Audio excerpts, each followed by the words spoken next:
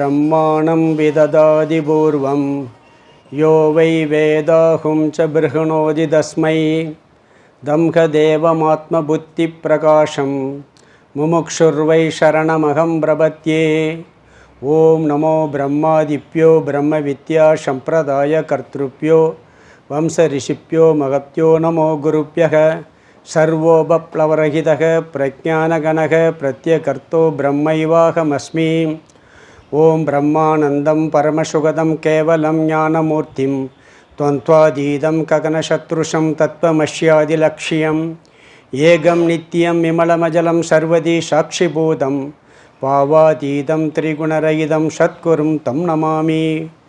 गुरुर्ब्रह्मा गुरुर्विष्णु गुरुर्देवो महेश्वरः गुरुरेव परं ब्रह्म तस्मै श्री गुरवे नमः।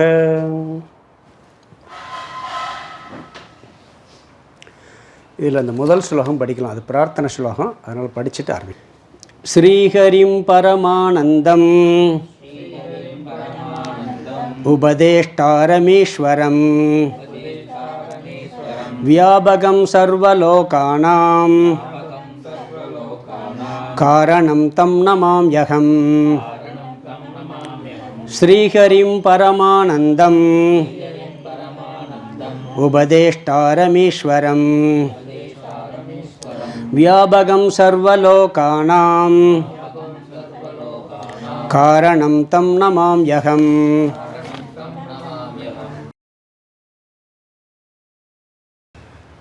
நாம் இன்றிலிருந்து இந்த அபரோக்ஷ அனுபூதி அப்படிங்கிற நூலுக்கு விளக்கம் பார்க்க ஆரம்பிக்கிறோம். இது ஆதிசங்கர பகவத்பாதர் எழுதிய ஒரு பிரகரண கிரந்த நூல். இந்த நூலுக்கு முகவரையாக சில கருத்து பார்க்க போகிறோம். பிறகு இந்த நூலை பற்றிய பொதுவான சில விஷயங்கள் இருக்குது, அதை முதல்ல சொல்கிறேன். பிறகு இந்த நூல் ஆசிரியரை பற்றி சில குறிப்புகள் கருத்துக்கள். பிறகு அபரோக்ஷ அனுபூதினா என்ன விளக்கம், அந்த வார்த்தைக்கு என்ன அர்த்தம், அபரோக்ஷ அனுபூதினா என்ன.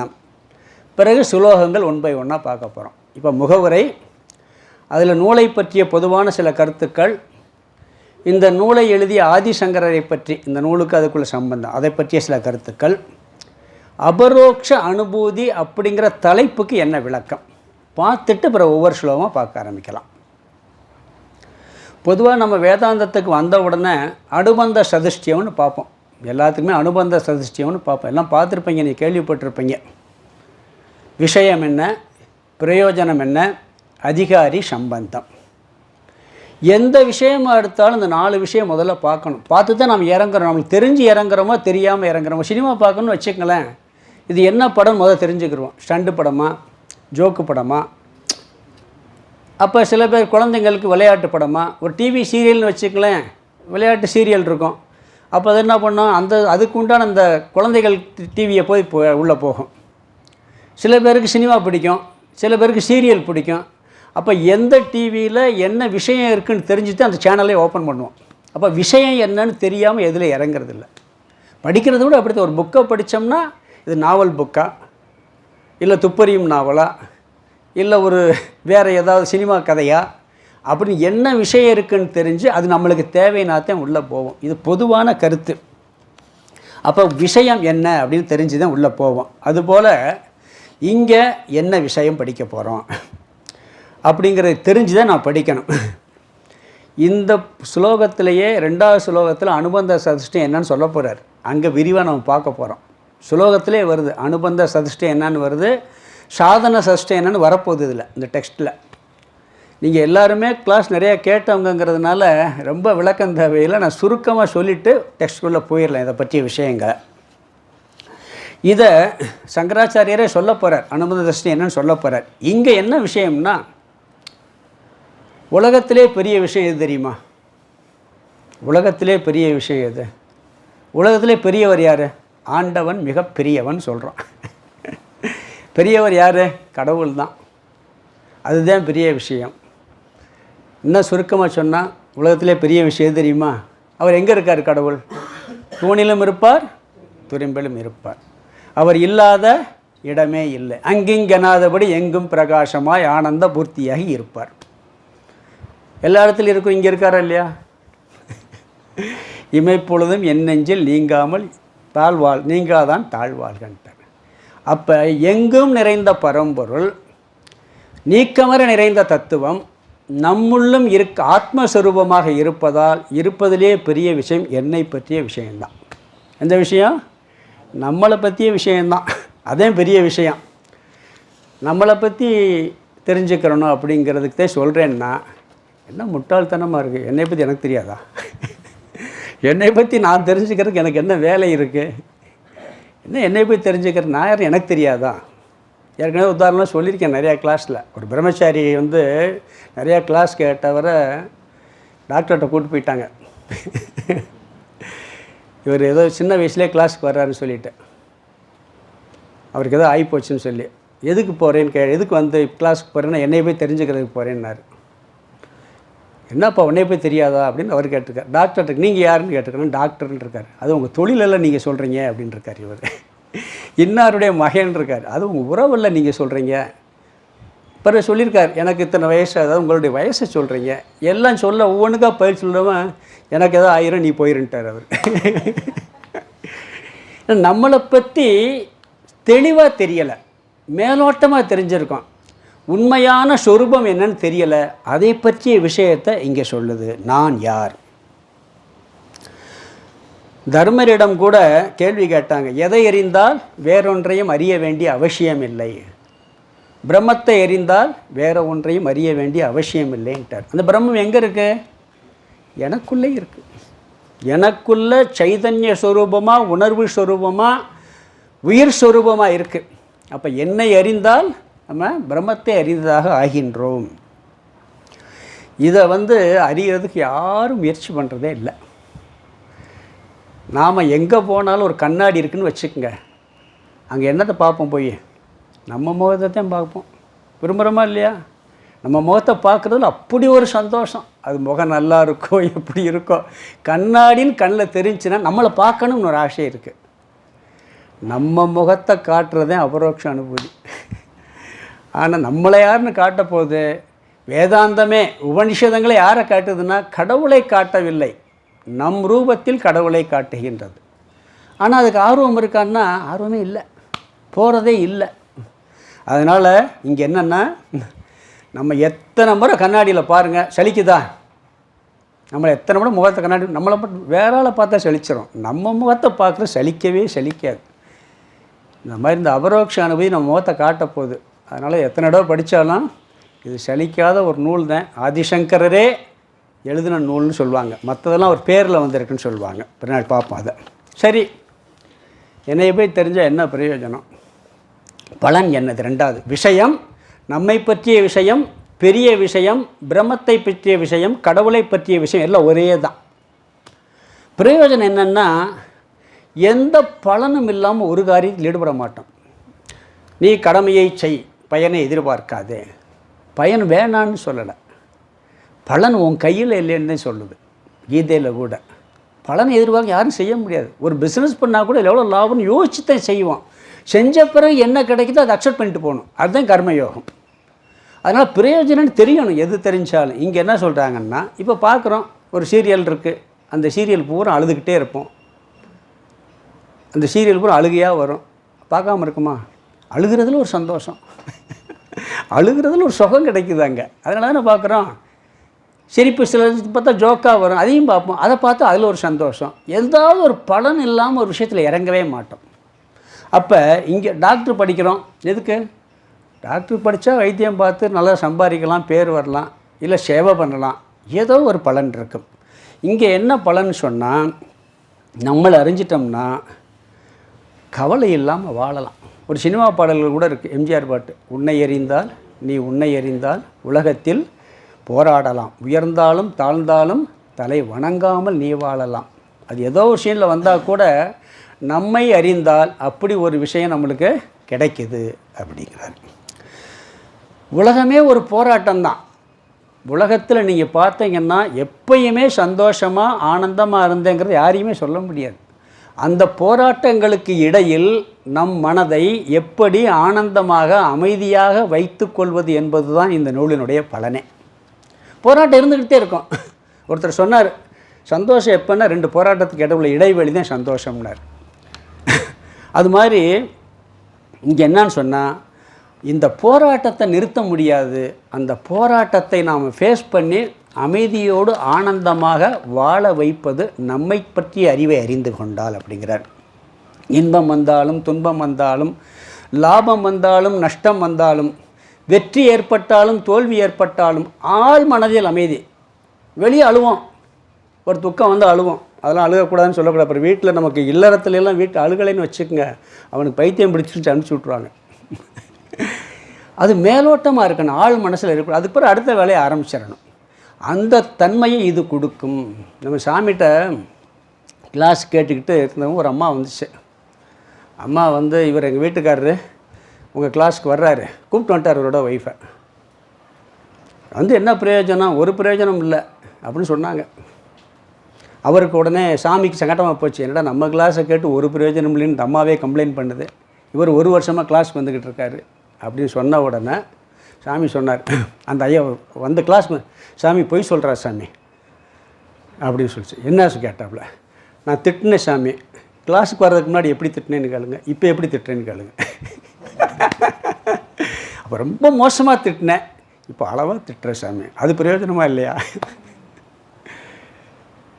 அதே மாதிரி இன்னொரு அம்மா எப்போ பார்த்தாலும் சாமிகிட்ட கம்ப்ளைண்ட் பண்ணிக்கிட்டே இருக்கும், எங்கள் வீட்டுக்காரர் அப்படி பண்ணுறார் இப்படி பண்ணுறார், அவரோட பெரிய தொல்லையே. கொஞ்ச நாள் நின்றுச்சு. என்னான்னு கேட்டவுடனே அவர் காதில் வாங்கிறதே இல்லை, ஏதோ கத்துறாருன்ட்டு பேசாமல் இருந்துக்கிறேன். கிளாஸுக்கு வந்தப்பறம் இது மாறிக்கிருச்சு. அப்படி ஒரு பிரயோஜனம் நம்மை பற்றி அறிவு வரும் பொழுது, ஏதோ ஒரு சூழலில் கஷ்டங்கள் துயரங்கள் வந்தாலும் அதை சாந்தப்படுத்தக்கூடிய ஒரு பலன் நமக்கு கிடைக்கிறது. இது எப்படி வாழ்க்கை அமையும்னா, சினிமாவுக்கு போகிறோம், இல்லை டிவி சீரியல் பார்க்குறோம், சிரிப்பு சீன் வந்தால் அழுவோம், சண்டை சீன் வந்தால் டென்ஷன் ஆகும், அப்படியே வந்தால் ஒரு எமோஷன் இருக்கும், அப்படியே வில்லன் அடிக்கிறாருன்னு வச்சுங்க, ஹீரோ இந்த ரஜினிகாந்தெல்லாம் அடிப்பார்ல, இதை பிடிங்க. அப்போ ஒரு வேகமெல்லாம் வரும், சந்தோஷப்படுவோம், அழுகிற நேரம் அழுவோம், சிரிக்கிற நேரம் சிரிப்போம், கண்ணீர்லாம் அப்படியே ஊற்றும். சீரியல் பார்க்கும்போது அப்படியே நனைஞ்சு போங்க எல்லாம். முடிஞ்ச உடனே துக்கமாகவும் இருக்க, துக்கம் இருக்கா இல்லை எல்லாம் அதோடு முடிச்சு போயிடுவோம் நம்ம. அப்படி டிவி பார்க்கும்போது அழுகிறோம், சிரிக்கும்போது சிரிக்கிறோம், டென்ஷன் ஆகும்போது டென்ஷன் ஆகுறோம், அதை மனசில் ஆழமாக வச்சுக்கிறது இல்லை. அப்படி உலகத்தில் நம்முடைய வாழ்க்கையவே பார்க்க ஆரம்பிச்சு, எல்லாம் வெளியே பார்த்தா ஒரே மாதிரி இருக்கும், அவனுக்கும் மற்றவங்களுக்கு வித்தியாசமே தெரியாது. ஆனால் தத்துவம் புரிஞ்சவனா போய் வீட்டில் உட்காந்துக்கிட்டு நொந்துக்கிட்டு இருக்க மாட்டான். எப்படி டிவி பார்த்தோன்னு கொஞ்சம் நேரத்துக்கு இருக்கும், அந்த ஃபீலிங் இருக்கும், பிறகு போயிருமோ. அப்படி ஒரு மனநிலை நம்மளுக்கு இந்த ஞானத்தில் நிஷ்டையாகிவிட்டால் கிடைக்கும். சரி, அது கிடச்சிருது, உலக இன்பத்தை அனுபவிக்கிறதுக்கு முடியுமா முடியாதா, இப்படி ஒரு கேள்வி வருது. சாமியாராக போயிட்டா என்ன பண்ணுறது? சாமியாராக போகிறது ஈஸியான வேலை இல்லை. முதல்ல இல்லறத்தில் இருக்கிற ஞானம் கிடைக்குமா? இல்லறவாசிகள் தான் நிறையா பேர் ஞானியாக இருக்காங்க. முதல்ல இப்போ சன்னியாசியாகி தத்துவம் புரியாத சன்னியாசிகள் நிறையா பேர் இருக்காங்க. இல்லறத்தில் 1008 பிரச்சனைகள்லையும் ஞானத்தோடு அமைதியாக ஆனந்தமாக வாழ்ந்தவங்க நான் நிறையா பார்த்துருக்கேன். இங்கே பக்கத்தில் கிராமங்கள் கேகேபட்டியில் ஒரு பெரியவர் இருந்தார், 100 வயசு வாழ்ந்தார். இல்லற ஞானிம்பார் சாமிஜி, ஜனகர்னு சொல்வார் அவரை. ஜனகர் அரசவையிலே அரசாண்டுக்கிட்டே இருந்தார். எப்படி இருந்தார்? அவன் இல்லறத்தில் உள்ள தர்மமான சுகங்களையும் அனுபவிப்பான், முறையாக அனுபவிப்பான், அதே நேரத்தில் அவன் மோட்சத்தையும் அடைந்து பிறவா நிலையையும் அடைய முடியும். இதில் ஆர்வம் அதிகமாக இருந்துச்சு, கவனமாக முழுமையாக படித்தா அவனுக்கு அடிப்படை தேவைகளை பகவானே கொடுத்துருவார். பகவான் கீதையில் சொல்கிறார், அவனுடைய யோகக்ஷேமத்தை நான் பாதுகாக்கின்றேன்னு சொல்லி. இதில் ரொம்ப ஈடுபாடு வந்துருச்சுன்னு வச்சுக்கோங்க, அவனுக்கு அடிப்படை தேவைகள் எல்லாம் போகுது. ரொம்ப பெருசாக வரும்னு சொல்ல முடியாது, ஆனால் என்ன தேவையோ அது வந்துடும். ராமகிருஷ்ண பரமஹம்சர்கிட்ட விவேகானந்தர் போய் கேட்குறார் ஒரு இடத்துல, நீங்கள் எல்லாம் சொல்கிறீங்க எனக்கு இதில் ஆர்வம் ஜாஸ்தியாக இருக்குது, இதில் வரலாம்னா எனக்கு குடும்பம் வந்து கஷ்டத்தில் இருக்குது, நான் குடும்பத்தை காப்பாற்றுறதா நான் இங்கே வந்து படிக்க உங்கள்கிட்ட வந்து சிஷ்யனாக சேர்றதா அப்படின்னு கேட்குறாரு. கேட்கும் பொழுது அவர் கூட சொல்கிறாரு, அப்போ நீங்கள் வந்து எனக்கு காலிகிட்ட கேட்டு வாங்கி கொடுங்கங்கிறார். ஏன்ப்பா நீ போய் கேட்க வேண்டியதானங்கிறார். நீங்கள் தானே காளியை பார்த்தேன்னு சொல்கிறீங்க, நான் காளியை பார்க்கவே இல்லையே அப்படிங்கிறார் விவேகானந்தர். சரி நீ போய் காளி காட்சி தெரிவா, காளிகிட்டே போய் கேட்டுக்கங்கிறார். காளியை போகிறாரு, காளி ஒரு காட்சி கொடுக்குது, காளி தேவி விவேகானந்தர் காட்சி கொடுக்குது. அங்கே போனவொன்னே மறந்துட்டு எனக்கு தூய பக்தியும் தூய உள்ளமும் ஞானமும் வைராக்கியம் வேண்டும்னு கேட்குறாரு. என் குடும்பத்தை காப்பாற்றுங்கன்னு கேட்க மறந்துடுறாரு. திருப்பி வர்றாரு, பிரம்ம பிடிச்ச மாதிரி வர்றாரு. என்னப்பா கேட்டையா, மறந்துட்டேனே அப்படிங்கிற. திருப்பி போங்கிறாரு. ரெண்டாவது போகிறார், ரெண்டாவது காட்சி கொடுக்குது, அதை கேட்க மறந்துறாரு. பிறகு என்னால் கேட்க முடியலைங்கிறாரு. ராமகிருஷ்ணன் சொல்கிறாரு, உன்னாலே முடியலையே, என்னால் எப்படிப்பா கேட்க முடியும்? சரி அதெல்லாம் விடுங்க, ஏன்னா குடும்பம் நல்லா இருக்கணும். இங்கே 1000 பேசுங்க, நான் இங்கே என் ஃபேமிலி நல்லா இருந்தால் தான் நான் இதெல்லாம் ஈடுபட முடியும்னு சொல்லி வம்பு பிடிக்கிறார். உன்னுடைய குடும்பம் அடிப்படை தேவைகளுக்கு எந்த கஷ்டமும் படாது, நான் ஆசீர்வாதம் பண்ணுறேன், நீ வந்துடுன்றார். அது மாதிரி பண்ணுறார் அவர் ஆசீர்வாதம். அப்போ அடிப்படை தேவைகளும் நம்மளை எரியாமல் வேறு ரூபத்தில் கிடைக்கும் அப்படிங்கிறது ஒரு பலன். இது நாம் இதெல்லாம் படித்தோம்னா நல்ல மகனாக இருக்கலாம், நல்ல மகளாக இருக்கலாம், நல்ல அப்பாவாக இருக்கலாம், நல்ல அம்மாவாக இருக்கலாம், நல்ல சகோதரனாக இருக்கலாம், நல்ல நண்பனாக இருக்கலாம். எல்லா விதமான உறவுகளையும் அருமையாக அழகாக அதை ஒரு மெயின்டைன் பண்ண முடியும். நல்ல சிஷ்யனாக இருக்கலாம், நல்ல குருவாக இருக்கலாம். இதெல்லாம் முறையாக படித்து முறையாக புரிஞ்சு போனோம்னு சொன்னால் எல்லாம் கிடைக்கும். சரி, யார் தகுதி? இந்த தகுதியை பற்றியும் உள்ளே வருது. இங்கே சுருக்கமாக மட்டும் சொல்லிடுறேன். அங்கே வேறு மாதிரி அதாவது அனுபந்த சதுஷ்டயம் 4ன்னு பார்த்தோம். விஷயம் என்ன, பலன் என்ன, இதை செய்வதற்கு அதிகாரி யார், பிறகு இது சம்பந்தம் என்னங்கிறது அனுபந்த சதுஷ்டயம் 4. இதில் அதிகாரி, இதுக்கு யார் தகுதி உடையவன் அப்படின்னு சொல்லும் பொழுது அதுக்கு சாதன சதுஷ்டய சம்பன்னகன் இருக்குது. 4 விதமான தகுதிகள் சாஸ்திரம் சொல்லியிருக்கு. அதை உள்ளே வருது, நம்ம அங்கே போய் பார்க்கலாம். இங்கே பொதுவாக என்ன சொல்கிறாருன்னு சொன்னால், பொதுவாக ஒரு கருத்து இருக்குது. எம்பிபிஎஸ் படிக்கணும்னா நீட்டில் பாஸ் பண்ணி ஆகணும், புரியுதுங்களா? டிகிரி படிக்கணும்னா +2 பாஸ் பண்ணி ஆகணும். அது மாதிரி வேதாந்தத்துக்குள்ளே போனால் 4 தகுதி சாஸ்திரம் சொல்லியிருக்கு. இந்த டெக்ஸ்ட்டுக்குள்ளே வருது, அங்கே போய் விரிவாக பார்க்கலாம். சுருக்கமாக பொதுவாக என்ன சொல்லுவாங்கன்னா, மன தூய்மை, மன ஒருமுகப்பாடு இரண்டும் சேர்ந்து இருக்கணும். மந்திரவாதிகளுக்கெல்லாம் மன ஒருமுகப்பாடு இருக்கும். அவனை மாதிரி மன ஒருமுகப்பாடு யாருக்கு? அரக்கர்களுக்கு உண்டு. கடுமையான தபஸ் பண்ணுவான், ஆனால் முடிஞ்சவன் என்ன பண்ணுவான்? படு மோசமாக போயிடுவான். மன தூய்மையும் மன ஒருமுகப்பாடும் இருந்துச்சுன்னு சொன்னால் இது காமனான ஒரு பண்பு. பிறகு உள்ளே போய் அதெல்லாம் நம்ம பார்க்க போகிறோம். பிறகு இது ஓரளவுக்கு தான். 100% மன தூய்மை வேதாந்தம் கேட்டு தத்துவம் புரிஞ்சு அதில் ஞான நிஷ்டையானால் தான் கிடைக்கும். அது கூட 100% சொல்ல முடியாது. அவன் மனசுன்னே ஒன்று கிடையாதுன்ட்டு போயிடுவான் அவன் கடைசியாக.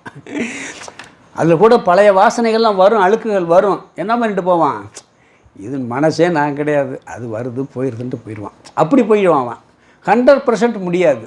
ஆனால் ஓரளவுக்கு ஒரு விருப்பு வெறுப்பு இல்லாமல் மனதை ஒருமுகப்படுத்தக்கூடிய ஆற்றல் இருந்துன்னு சொன்னால் இந்த வேதாந்தத்துக்கு தகுதி அப்படிங்கிறார். பிறகு இதுக்கு ஒரு உதாரணம் சொல்லலாம். அதாவது மன தூய்மைக்கு மன ஒருமுகப்பாட்டுக்குன்னா போர்டு சொல்லுவோம். நம்ம ஏற்கனவே சொல்கிறது தான். ஒரு போர்டு இருக்குது, அந்த போர்டில் எழுதணும்னா அதில் வேறு எது இருக்கும்? அழிச்சிடணும், ஃபுல்லாக சுத்தமாக இருக்கணும். சரி, சுத்தமாக இருக்கு, ஆடிக்கிட்டே இருந்தால் எழுத முடியுமா? எழுத முடியாது. அதே மாதிரி தண்ணிக்குள்ளே ஒரு பொருள் கிடக்கு, அந்த தண்ணி அழுக்காக இருந்தாலும் கீழே இருக்க தெரியாது, சுத்தமாக இருக்குது ஆடிக்கிட்டு இருந்தாலும் தெரியாது.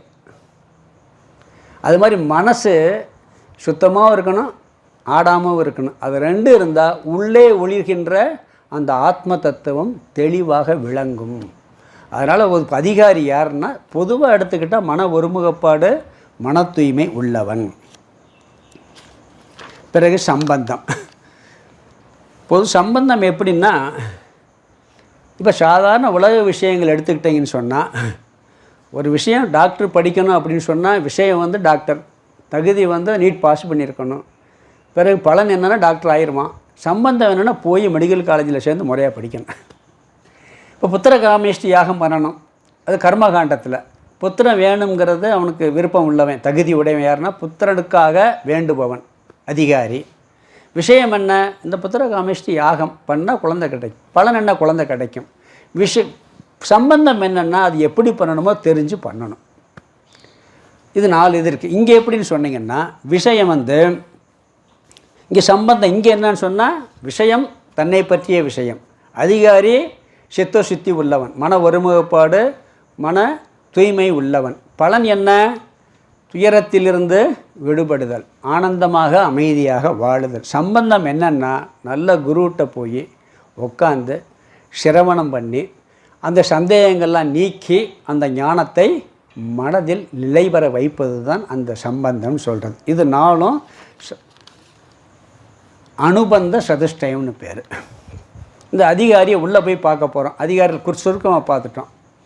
இதெல்லாம் உள்ளேயே அவர் சொல்கிறாரு, அதை கொஞ்சம் விரிவாக அங்கே பார்க்கலாம். ஷார்ட்டாக ஒரு முகவுரைக்காக அதெல்லாம் சொல்லியிருக்கேன். இப்போ நூல், இந்த நூலை பற்றிய விஷயம் என்னென்னா, நம்ம சாஸ்திரங்களில் பிரஸ்தான திரயம்னு 3 நூல் சொல்லுவோம்.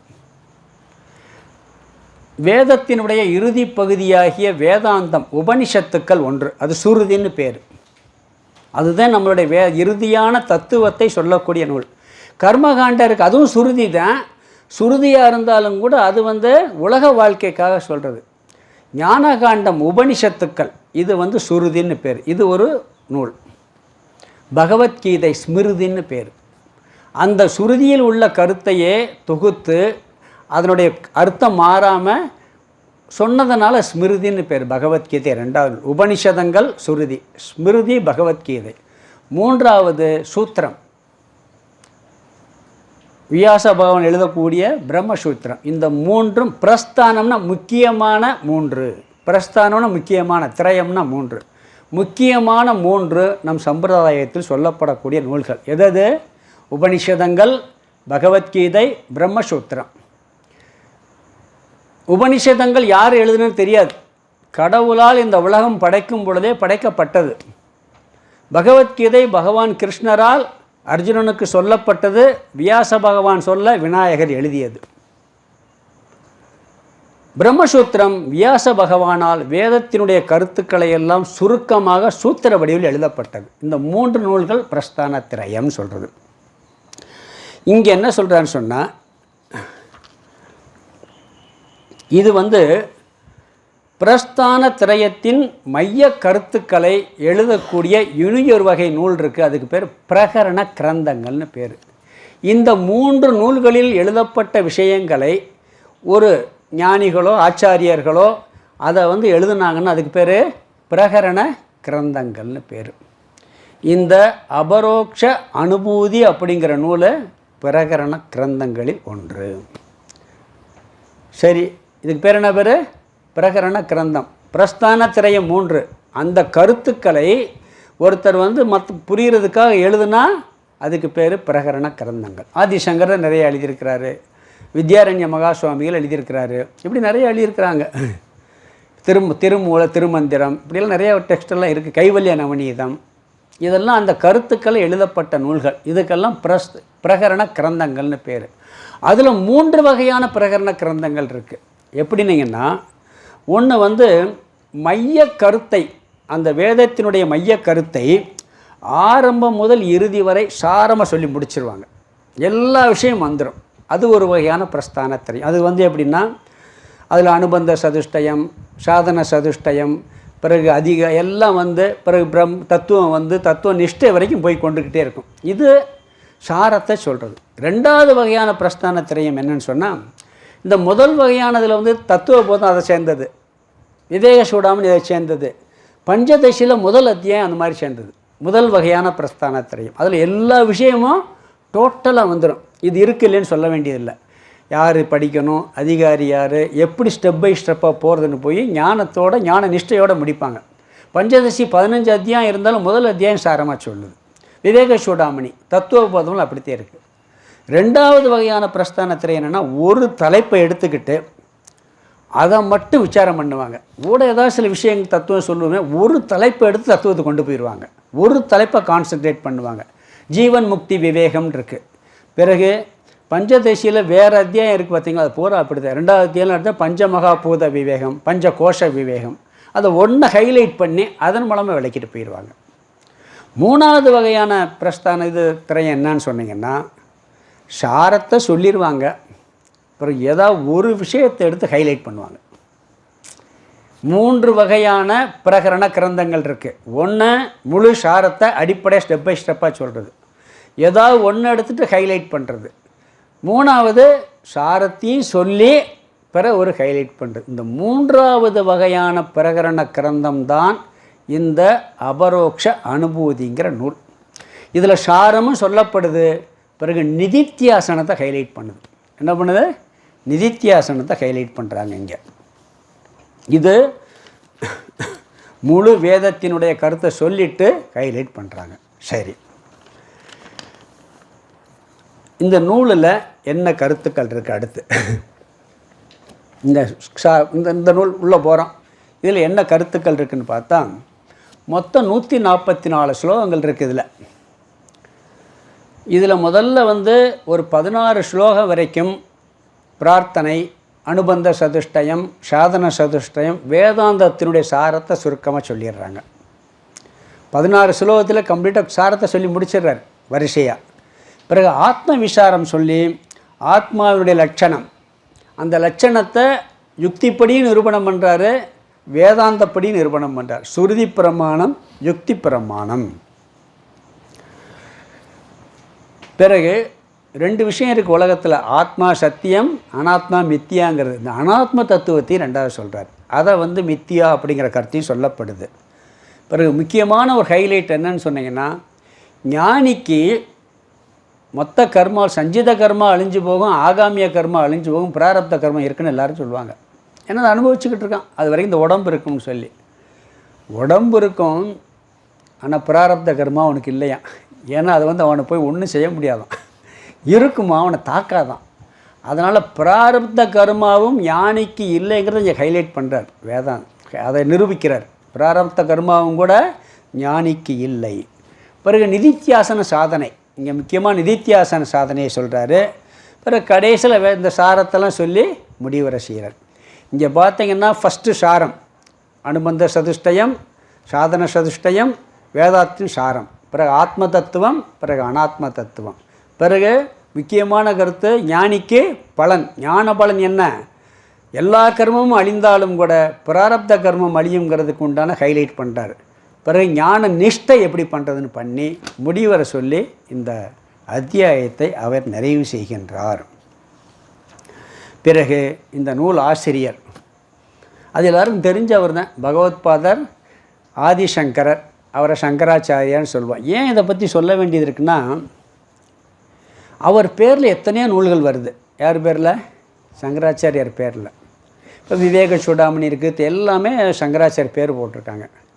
என்ன சொல்கிறாங்கன்னா, எல்லா நூலும் அவருக்கு பின்னாடி வந்தவங்க எழுதிட்டு அவர் பேர் போட்டாதான் படிப்பாங்கன்னு சொல்லி அவர் பேரை போட்டுறாங்க. தாம் பேர் முக்கியம் இல்லை, தன்னுடைய குரு பரம்பரையில் வந்த பேரில் போட்டோம்னா நிறையா பேர் படிப்பாங்கன்னு சொல்லி அப்படி எழுதியிருக்காங்கன்னு சொல்கிறாங்க. வியாசரை கூட வியாசர் பேரில் 18 புராணங்கள் இருக்குது, வியாசர் எழுதுனா சொல்கிறேன். இல்லை, அதுக்கு பின்னாடி வந்தவங்க கூட எழுதி அவர் பேரை சொல்கிறாங்கன்னு ஒரு கருத்து நிலவுது. இந்த நூல் அப்படி இல்லை, இது ஆதிசங்கரரே நேரடியாக எழுதின நூல் அப்படிங்கிறது சொல்கிறாங்க. ஏன்னு சொன்னால் அந்த நடை இருக்குது பார்த்தீங்களா, அந்த நடை, அதில் சொல்லப்பட்ட விஷயங்கள்லாம் பார்க்கும் பொழுது விவேக சூடாமணி சில சுலோகங்கள் பார்க்கும்போது இது அப்படி எழுதியிருக்க மாட்டார்னு சொல்லுவாங்க. இது அப்படி சொல்ல முடியலை. அது மட்டும் இல்லை, அவருடைய பரம்பரையில் சுரேஸ்வராச்சாரியார் சிருங்கேரி மடம், அதில் வித்யாரண்ய மகா சுவாமிகள் இருக்கார். அவர் தான் பஞ்சதசி எழுதினவர். அவருடைய அறிவுக்கு எல்லையே இல்லைம்பாங்க. அதனால் வித்யா ஆரண்யர்னு பேர். அவர் இதுக்கு விளக்கம் எழுதியிருக்கார். எதுக்கு?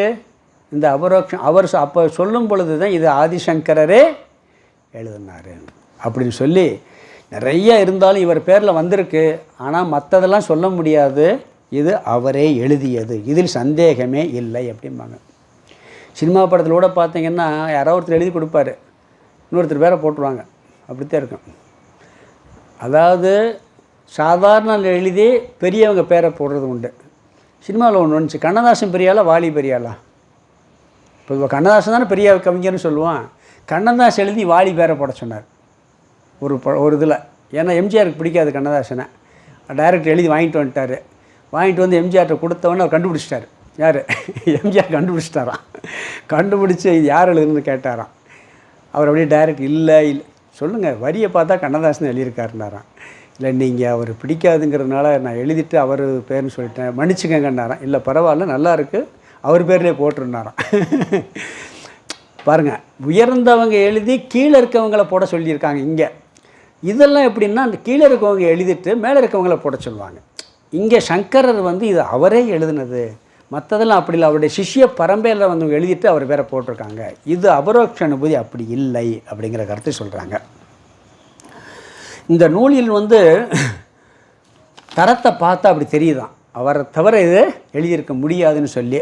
அது மட்டும் இல்லை, ஆதிசங்கராச்சாரியார் வந்து ஷண்மதங்களை ஸ்தாபித்தவர், அத்வைதத்தை நிலைநிறுத்தியவர். பாரதம் முழுவதும் வளம் வந்து 72 மதங்கள் நினைக்கிறேன், எல்லாம் வாதம் பண்ணி இறுதியான வேதத்தினுடைய சாரம் அத்வைதம் சொல்லி நிறுவனம் பண்ணக்கூடிய ஒரு ஆச்சாரியார். அவர் இதை எழுதியிருக்கிறார். வேதத்தை முழுதும் ஏற்றுக்கொண்டவர் இவர் தான். ஒரு பகுதி என்ன பண்ணுவாங்க, வேதத்தினுடைய பின்பகுதி சும்மா சொல்லியிருக்கும்பாங்க. சில பேர் கர்மகாண்டம் தேவையே இல்லைம்பாங்க. இவர் ரெண்டும் தேவைம்பார். ரெண்டும் தேவைன்னு சொல்லி, வேதம் எதுவுமே வீண் கிடையாது, ஆரம்பம் முதல் கடைசி வரை. வேத பூர்வமும் வேத அந்தமும் ரெண்டுமே தேவைம்பார். அது உலக வாழ்க்கைக்கு மற்ற விஷயங்களுக்கு அது தேவை. பக்குவப்பட்ட பிறகு வேதாந்தத்துக்கு வரணும், வந்து ஞானகாண்டத்துக்கு வரணும்னு சொல்லி ரெண்டும் முழுமையாக ஏற்றுக்கொண்டு அங்கீகாரம் பண்ணவர் யாருன்னு கேட்டால் ஆதிசங்கர பகவத் பாதர் தான். சரி, இந்த நூலின் தலைப்பை கொஞ்சம் பார்ப்போமா? அடுத்து அபரோக்ஷ அனுபூதி. 2 வார்த்தை இருக்குது, அபரோக்ஷம் அனுபூதி. அனுபூதிங்கன்னா 2 அர்த்தம் இருக்குது. ஒன்று ஞானம், அனுபூதிங்கிறதுக்கு ஞானம் அறிவு. இன்னொன்று அனுபவம்னு அர்த்தம். அறிவு வந்தால் போதாதுப்பா, அனுபவத்தில் வரணும்ப்பான்னு சொல்லுவாங்க, கேட்டிருக்கீங்களா இல்லையா? அறிவு வந்தால் மட்டும் போதாது, அனுபவத்தில் வரணும். எக்ஸ்பீரியன்ஸ், இது 2வது பொருள். பழக்கத்தில் அனுபூதினா என்ன செய்யுது, அனுபவம்னு சொல்லுவாங்க. பழக்கத்தில் அனுபூதினா அனுபவம்னு சொல்லுவாங்க. இப்போ ஒரு உதாரணம் பார்க்கலாம். ஞானத்திற்கும் அறிவுக்கும் அனுபவத்திற்கும் உள்ள வேற்றுமை அது என்னன்னு பார்க்கலாம். இப்போ ஒருத்தட்ட ஒரு திருப்பதி லட்டை கொடுக்குறோம், சாப்பிட்றாரு, சாப்பிடுங்கன்னு சொல்கிறோம். சாப்பிட்ட உடனே எப்படி இருக்குன்னு கேட்குறோம். அவர் என்ன சொல்கிறாரு, ரொம்ப நெய் வாசனையோட, அருமையான சுவையோட, ரொம்ப அற்புதமாக இருக்குது அப்படிங்கிறார். அந்த லட்டை பற்றிய அறிவும் வந்தாச்சு, லட்டை பற்றிய அனுபவமும் இருக்குது. 2 சேர்ந்துருக்கு இங்கே. இந்த இடத்துல அனுபவமும் இருக்குது, அறிவும் இருக்குது. சில இடத்துல எப்படி ஆகும்னு சொன்னால், இங்கே அனுபவம் ப்ளஸ் ஞானம் இருக்குது. அதவே இன்னொரு இடத்துல இன்னொருத்தர் அந்த லட்டை கொடுக்குறாரு, அவர் இது வரைக்கும் சாப்பிட்டதே இல்லை, சொல்கிறார் இந்த சாப்பிட்டேன்னா அப்படி அழகாக டேஸ்ட்டாக இருக்கும், நெய் வாசனையோடு இருக்கும், அவ்வளோ தித்திப்பாக இருக்குன்னு சொல்கிறாரு. சாப்பிட போகிறாரு, குழந்தை 2-3 குழந்தைங்க வந்துடுது. பிறகு என்ன பண்ணிடுறாரு, கொடுத்துறாரு. இப்போ இவருக்கு அனுபவம் கிடையாது, அது எப்படி இருக்கும் டேஸ்ட்டு கிடையாது, ஆனால் அறிவு இருக்குது, நல்லா இருக்குன்னு சொல்லியிருக்காங்க. இங்கே அறிவு இருக்குது, அனுபவம் இல்லை, ஞானம் மட்டும் இருக்குது. அப்படியும் சில விஷயங்கள் வருது. இங்கே அதே மாதிரி பார்த்தீங்கன்னு சொன்னால், அகம் பிரம்மாஸ்மி, நான் பிரம்மனாகவே இருக்கின்றேன், தத்துவமசி, நீ அதுவாக இருக்கிறாய், அயமாத்மா பிரம்ம, பிரஜானம் பிரம்ம, 4 மெகா வாக்கியம் இருக்குது. இதெல்லாம் எப்படின்னு சொன்னீங்கன்னா, அறிவு இருக்குது, அனுபவமாக இருக்குன்னா கொஞ்சம் அங்கே நம்மளுக்கு தெரிஞ்சிருக்கு, ஆனால் அனுபவம் இல்லை அப்படின்னு நாம் நினைக்கிறோம். அதை விளக்க போகிறார் நம்ம. நான் பூரணமானவன், ஆனந்த சுரூபி, அழியாதவன் எல்லாம் சொல்லுது. அப்படியா இருக்கும்? ஏங்க நாம் படுற கஷ்டம் உலகத்தில் யாரும் பட்டதில்லை. எல்லாரும் சொல்கிற வாக்கியம் என்ன தெரியுமா, என்னைய மாதிரி கஷ்டப்பட்டேன் உலகத்தில் ஒருத்தன் கூட கிடையாதுன்னு எல்லாருமே சொல்கிறோம். எல்லார்ட்டும் இந்த வார்த்தை வருது. அது யாராக இருக்கட்டும், அம்பானியாக இருக்கட்டும், இல்லை கீழே வேலை செய்கிறதா இருக்கட்டும், போய் நேராக உட்காந்து எப்படி இருக்கு, நல்லா இருக்கேன், நல்லா கொடி எல்லாம் இருக்குது. பிறகு இல்லை இந்த பையன் இருக்கானேன்னு ஆரம்பிப்பார், இல்லை பொண்ணு இருக்கேன்னு ஆரம்பிப்பார். அப்போ எல்லாருக்குமே என்ன ஆகுதுன்னா, இந்த பூரணம்ங்கிறது எங்கே இருக்குது, பூரணமே இல்லையே, சொல்லியிருக்கு இல்லை, அப்போ என்ன பண்ண முடியும்? அப்படிங்கும்போது அனுபவம் வேறு, இங்கே ஞானம் வேறாக இருக்குது.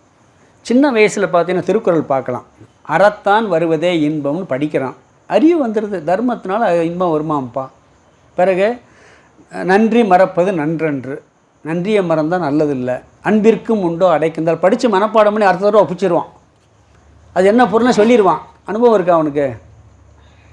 பெரியாளாகி அன்பிற்கும் உண்டோ அடைக்குந்தால் பெரியாளாகி, அதில் சில பேர்கிட்ட அன்பை அனுபவிச்சு, இல்லை அதுக்கு அன்புக்கு ஆப்போசிட் அனுபவிச்சு, நன்றி யாராவது நம்மளுக்கு கெடுதல் பண்ணி இல்லை இவன் கெடுதல் பண்ணி அதெல்லாம் அனுபவத்தில் பின்னாடி கிடைக்கும். முதல்ல அறிவு வந்துடுது, பிறகு அனுபவம் வருது. முதல்ல ஞானமும் அனுபவமும் இருக்குது, ரெண்டாவது ஞானம் இருக்குது, அனுபவம் இல்லை. பிறகு சில இடங்களில் பார்த்தீங்கன்னா ஞானத்துக்கு வேறு அனுபவம் இருக்குது. எப்படின்னு சொன்னால், நான் பூரணமானவன் சொல்லியிருக்கு, படிக்கிறோம், ஆனால் அனுபவம் அப்படி இருக்கா? இல்லை. நான் ஆனந்த ஸ்வரூபம், நித்திய ஆனந்த ஸ்வரூபம், இது அறிவு இருக்குது, ஆனால் அனுபவம் ஆப்போசிட்டாக வேறு இருக்குது. இப்படி இருக்குது. இங்கே அனுபூதிங்கிறதுக்கு என்னன்னு சொன்னால், அதாவது ஞானம்ங்கிற பொருள் இருந்தாலும் கூட இந்த ஞானம் நம்முடைய வாழ்க்கைக்கு பயன் தரும் வகையில் மாற்றக்கூடியது அனுபூதி. அனுபவமாக மாத்திரம் அந்த ஞானத்தை, இந்த அனுபூதி என்ன பண்ணிடுது, என்ன அறிவை அடைஞ்சமோ அதை அனுபூதி மயமாக ஆய்க்கிறது, அனுபவமாக ஆய்க்கிறோம். இந்த நூல் என்ன பண்ணுதான், அடைந்த ஞானத்தை, பெற்ற அறிவை அனுபவமாக அனுபூதியாக மாற்றச் செய்வது இந்த நூல். தடையில்லாத ஞானம்தான் வாழ்க்கைக்கு பயன் தரும், தடை இருந்தால் பயன் தராது. ஞானத்தை பெறுவது ஒரு நிலை, அதை பயன்பெற வைப்பது ஒரு நிலை. சில பேருக்கு அறிவு வந்துடும், ஆனால் அது பயன் தராமல் இருக்கும். பணத்தை ஈட்டுறது ஒரு நிலை, அந்த பணத்தை பயன்படுத்துறது ஒரு நிலை. இப்போ பணம் நிறைய சம்பாரித்து வச்சுருக்கேன், பட்டி நிறையா பணம் இருக்குது, சாகிறது வரைக்கும் பயன்படுத்தலை, அவனுக்கும் ஏழைக்கு என்ன வித்தியாசம் இருக்குது? இவனை பணம் உடையவன் சொல்கிறதுல அர்த்தம் இருக்கா? அந்த பணத்தை பயன்படுத்தினா தான் பணம் உடையவன் அர்த்தம். பணத்தை பயன்படுத்தாமல் வச்சுருந்தா என்ன அர்த்தம்? ஒரு பிரயோஜனம் இல்லையா? அப்போ அறிவை பெற்றால் மட்டும் பத்தாது, அதை அனுபூதி ஆக்கணும், அதை பயன்படும் வகையில் செய்ய வேண்டும். ஒருத்தர் இருந்தார், எங்கள் சென்னையில் பார்த்தேன், எனக்கு தெரிஞ்ச ஒருத்தர், பெரிய கோடீஸ்வரன், செலவழிக்கவே மாட்டார். ட்ரெயினில் அன்ரிசர்வில் பேப்பரை விரித்து படுத்துட்டு போவார். பெரிய கோடீஸ்வரன். அவர் எப்படி பணக்காரன்னு சொல்கிறதா? பணம் இருக்குது, ஆனால் பணம் உடையவரா? ஒரு சாதாரண விஷயம். அப்போ ஞானம் இருந்தாலும் அதை பயன்படுத்த முடியலைன்னு சொன்னால், அது ஞானம் இருந்து என்ன பிரயோஜனம் இருக்குது? அந்த ஞானத்தை பயன்பட வைப்பது தான் அனுபூதி. இங்கே என்ன பண்ணுறார் சங்கராச்சாரியார்? நாம் பெற்ற ஞானத்தை அனுபூதி ஆக்கின்றார். அப்போ அனுபூதினா கடைசியில் என்னென்னா பலன். அனுபூதினா அறிவுன்னு ஒரு அர்த்தம் இருக்குது, அனுபவம்னு ஒரு அர்த்தம் இருக்குது. இங்கே பலன் தரும் ஞானம், நம்மளுக்கு இந்த ஞானத்தை பலன் தர வைத்து விடுகின்றார் ஆதிசங்கராச்சாரியார். பலன் எப்படி பணம் இருந்து அது பயன்படாமல் இருக்கோ, அது மாதிரி ஞானம் இருந்து பயன்பாட்டு என்ன பிரயோஜனம் இருக்குது? அப்போ ஞானம் இருக்கிற ஞானத்தை பயன் தர வைப்பது தான் இந்த அனுபூதி. அதாவது எப்பயுமே ஞானம் அடைஞ்சாலும் கூட பலன் தரவிடாமல் நம்மளுடைய வாசனைகள் எல்லாம் என்ன பண்ணும்னா தடுக்கும். சில தடைகள் நிறைய வரும் ஞானம் வந்தாலும் கூட. அதெல்லாம் என்ன பண்ணுறாரு, ஒரு சாதனையை பண்ணி முக்கியத்துவம் கொடுத்து அந்த தடைகள்லாம் நீக்குவது இந்த நூல். ஞானத்தை பயன்படுத்த வைப்பது.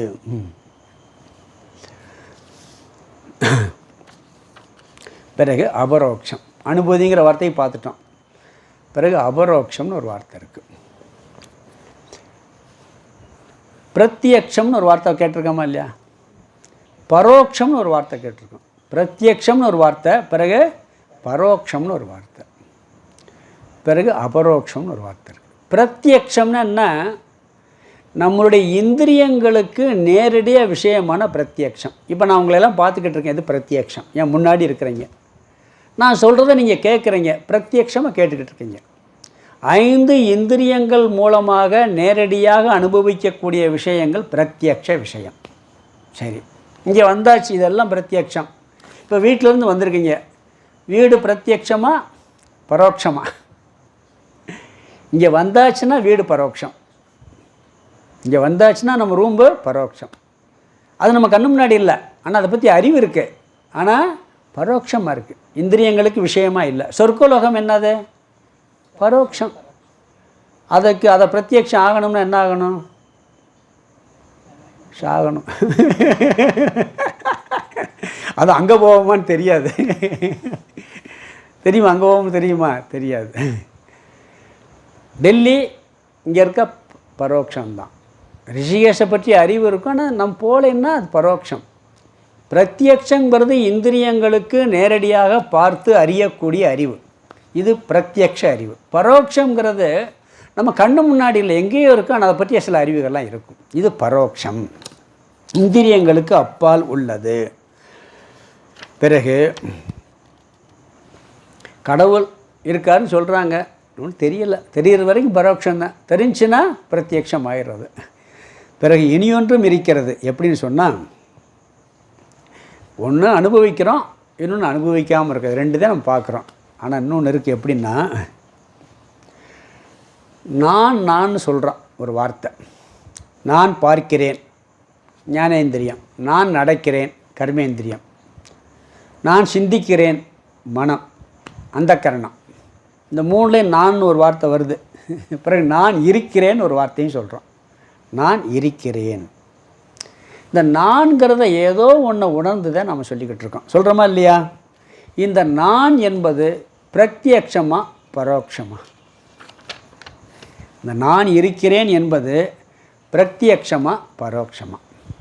இல்லை பிரத்யக்ஷம் சொல்லிடுறீங்கன்னு வச்சுக்கோங்க, கண்ணில் பார்க்குறீங்களா நான்கிறத, காதில் கேட்குறீங்களா? இப்போ நீங்கள் உட்காந்து நீங்கள் என்ன பண்ணுறீங்க, அவர் இருக்கிறாருன்னு கேட்குறேன், இந்த ரூமில் சேர் இருக்காருன்னு கேட்குறேன், நீங்கள் பார்த்துட்டு கண்ணில் பார்த்துட்டு இருக்கேன்னு சொல்கிறீங்க, புரியுதுங்களா?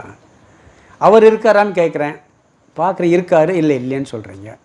இல்லை இருட்டாக இருக்குது, அவர் இருக்காருன்னா கூப்பிட்டு பார்க்குறீங்க, அவர் நான் இருக்கிறேன்னு சொல்கிறேன், சத்தம் கேட்டவோட நாம் இருக்கேன்னு சொல்லிடுறோம். நீங்கள் நல்ல இருட்டறையில் கண்ணை மூடி உட்காந்துருக்கீங்க, கண்ணையும் நல்லா இறுக்கி மூடிட்டு இருட்டாக இருக்குது, நீங்கள் இருக்கேங்கிறத நீங்கள் பார்த்து சொல்கிறீங்களா? நீங்கள் இருக்கீங்கிறது தெரியுதா தெரியலையா? பிரத்யக்ஷமாக பார்க்குறீங்களா? பிரத்யக்ஷமாக பார்க்குறீங்களா? இந்திரியங்களை பயன்படுத்துறதில்ல, இந்திரியங்களை பயன்படுத்தாமலே நான் இருக்கேன்னு தெரிஞ்சுக்கிறதுக்கு எந்த இந்திரியமும் தேவையில்லை. அப்போ இந்திரியத்தை பயன்படுத்தலன்னு பிரத்யக்ஷம் சொல்லக்கூடாது, ஆனால் தெரியுது எனக்கு.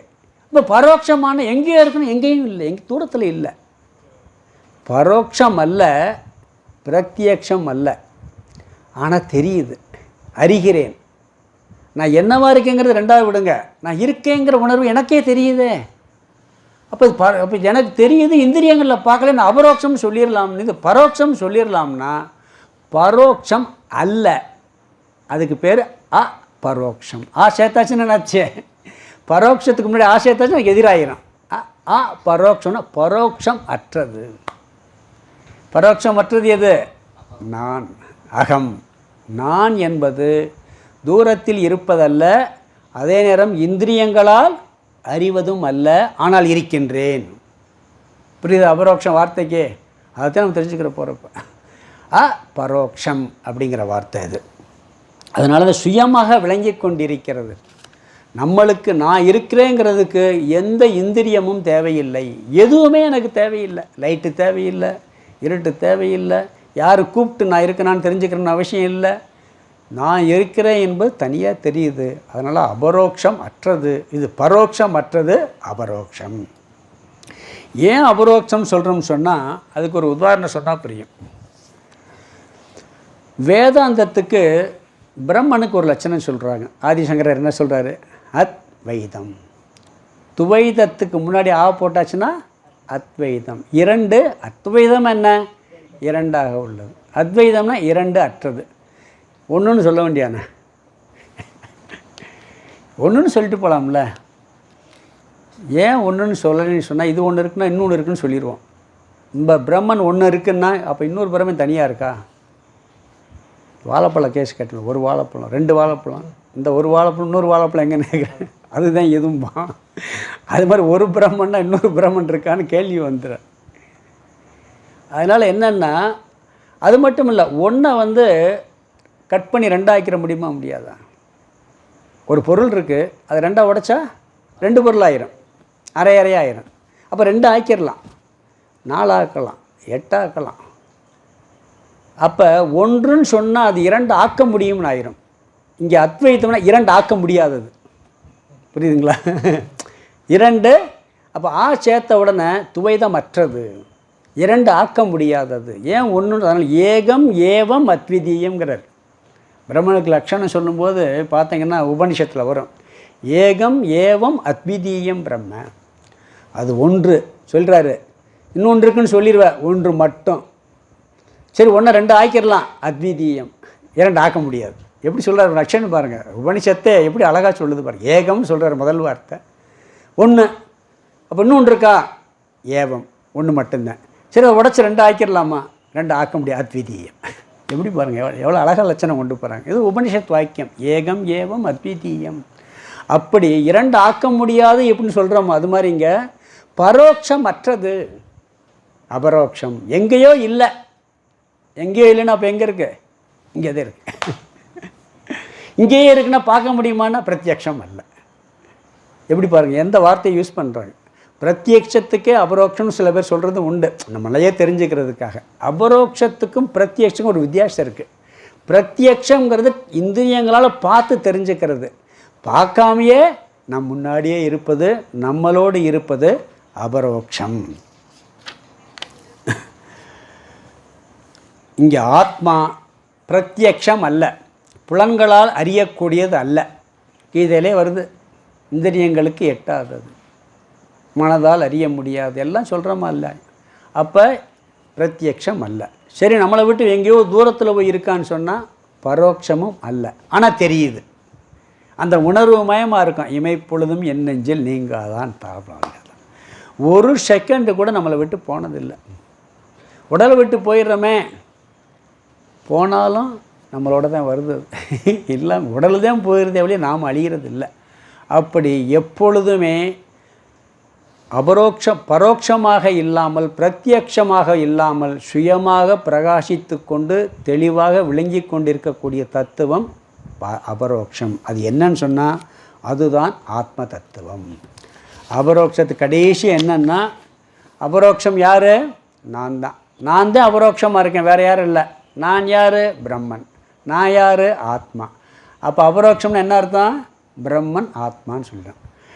அபரோக்ஷம்னா பிரம்மனாக ஆத்மாவாக இருக்கின்ற நான் அனுபூதியாக்குவது, நம்மை அனுபவமாகவே அதை பலன் தர வைப்பது, அந்த தத்துவத்தை பலன் தர வைப்பது அபரோக்ஷ அனுபூதி.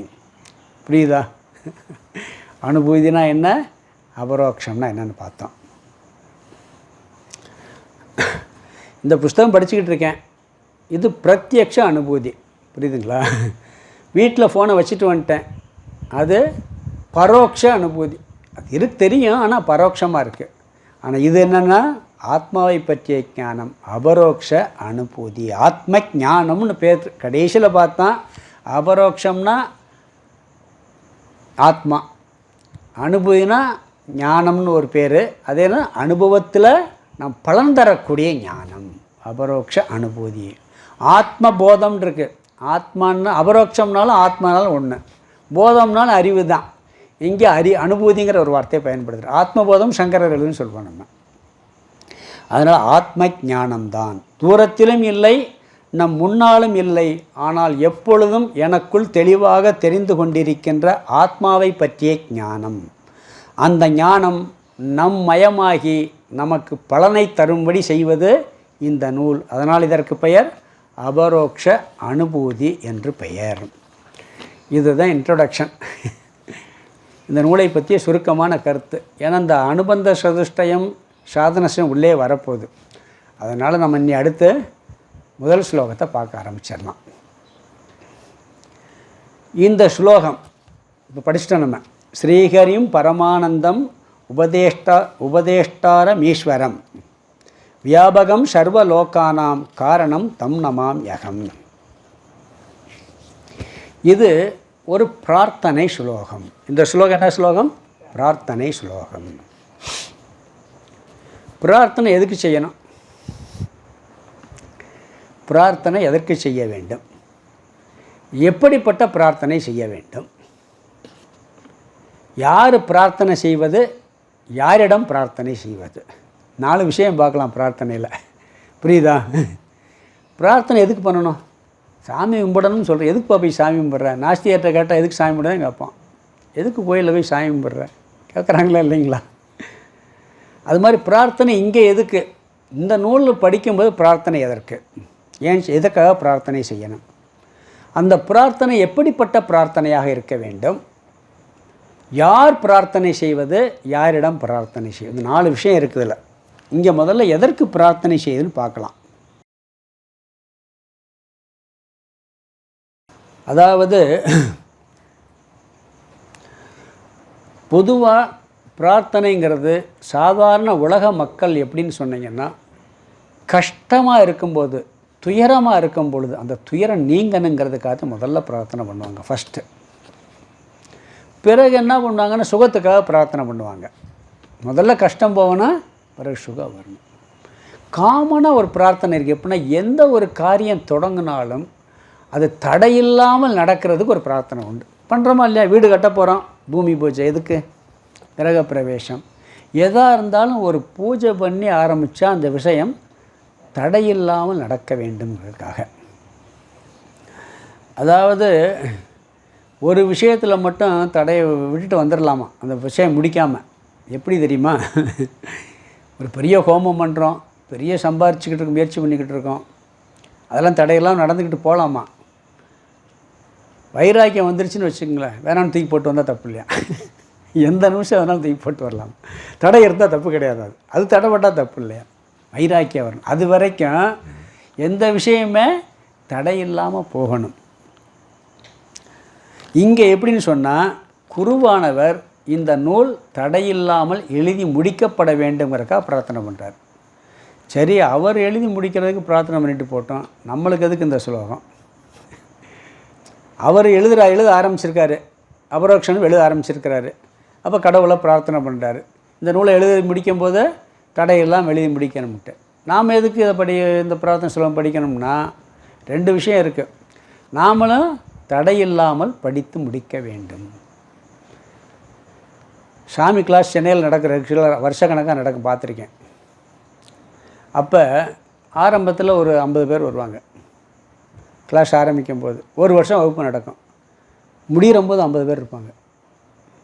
ஆனால் அதில் 5 பேர் தான் கரெக்டாக வந்திருப்பாங்க. ஆரம்பிக்கும் போது 50 பேர் தான், முடிக்கும்போது 50 பேர் தான், மிச்சம் 45 பேர் மாறி மாறி வந்தாலாத்தே இருக்கும். அப்போ அந்த 5 பேர் தான் தொடர்ச்சியாக கேட்க முடிஞ்சிருக்கு. ஏன்னா அவ்வளோ தடை வந்துடுது எல்லாத்துக்குமே. கேட்கும் பொழுது உலக விஷயத்துக்கே தடை வரும்போது இதுக்கு நிறையா வரும். அது மட்டும் இல்லை, உட்காந்தோன்னு தூக்கம் வரும். வருமா வராதா? நான் ஆத்மான்னு பேசிக்கிட்டே இருந்தேன்னு வச்சுங்களேன், எல்லாம் தூங்கி விழுந்துருவீங்க. ஏதோ 2 ஜோக்கு சொல்லி, சினிமா சொல்லி ஏதாச்சும் சொன்னால் முழிக்க முடியும். ஆத்மா பிரம்மன் அழியாதது, அசையாதது, நகராததுன்னா நீங்கள் அசையாமல் உட்காந்துருங்க, நாங்கள் தூங்கிக்கிட்டு இருக்கோம். பண்ணிடுவோம். இது இயல்பு, சாதா விளையாட்டுக்கு சொல்ல. எல்லோரும் நாங்களாம் ஆரம்பத்தில் ஃபஸ்ட்டு முதல்ல இந்த சின்ன வயசில் 28-30 வயசில் கிளாஸ் கேட்கும்போது அவ்வளோ தூக்கம் வந்திருக்கு. தத்துவம் பேசினா தூங்கிடுவேன், வேறு ஏதாவது ஜோக் சொன்னாலும் சிரிச்சிருவேன். அவங்களும் என்ன பண்ணுவாங்க தெரியுமா? கிளாஸ் நடக்கும்போது விட சில அந்தரயம்லாம் நடக்கும். சாமியார் நடத்திக்கிட்டே இருப்பார், எல்லாம் பார்ப்பார். ஒரு தூக்கம் வந்துச்சுன்னா கரகரணமாக பார்வதி பதையேன்னு ஒரு சத்தம் போடுவார். சத்தம் போட்ட உடனே எல்லாம் டஃபார்னு அலர்ட் ஆகிடுவாங்க. அப்படிலாம் இருக்குது. அப்படி இடையூறு இல்லாமல் இந்த பாடத்தை முழுவதுமாக தொடர்ச்சியாக கேட்க வேண்டும் என்பதற்காக பிரார்த்தனை.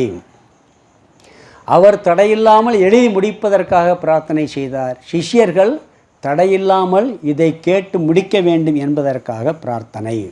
இன்னொரு விஷயம் இருக்குது, எது செஞ்சாலும் நான் செஞ்சேன்னு ஒரு ஆணவம் வரும். என்ன செய்யுங்க, நான் செஞ்சேன்னு ஒரு ஆணவம் வரும்.